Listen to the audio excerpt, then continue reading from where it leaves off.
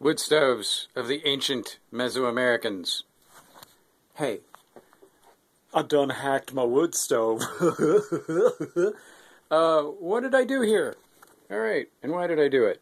This is a bit of a strange looking configuration, I will admit, but there's a method to my madness. Most of the time it's just madness, but there is a method to this. You may have seen a shot in an earlier video of my wood stove with some bricks arrayed alongside of it. I did that in an attempt to hold heat. I have two problems with this wood stove. First of all, it is a Vogelzang boxwood stove, model BX26E. And it's a relatively light wood stove. It's 132 pounds. I can deadlift the thing easy. That's great. Makes it portable. Excuse me, that was unprofessional. But because of that lack of heft, the trade-off in it, the Faustian bargain, is that it doesn't retain heat that long once the fire goes out. And I can get a fire going for about 4 hours and then it peters out in the middle of the night. So, what to do?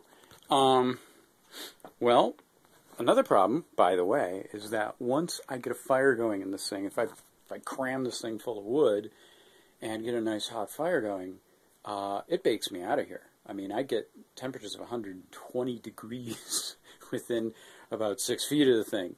That's not healthy.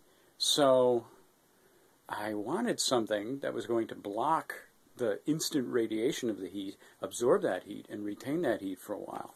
And that seems to be what these guys are doing. So basically here I have a, except for that one brick, there's no actual weight on the stove. What I've done is I have a cinder block down here, resting on the cinder blocks that the stove is resting on, and got a couple bricks there, got these two bricks here, same thing on the other side, and then over here, well, these are just spare bricks, but they're just kind of sitting there absorbing heat.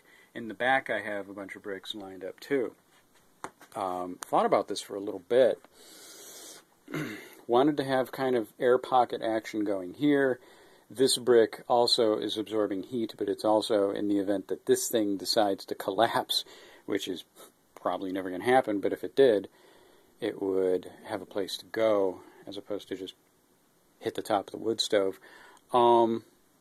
That's basically it. I like the airflow because it is allowing for some heat to come out, but sides are the biggest problem because if I'm anywhere in proximity to it, it just it bakes me.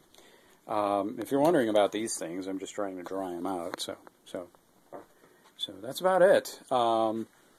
Seems to be working so far because when I've put a fairly strident fire in the thing, it doesn't bake me out.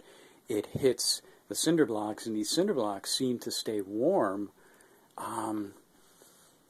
you know, for about 2 or 3 hours. So, seem to be working. And that's it. More to come.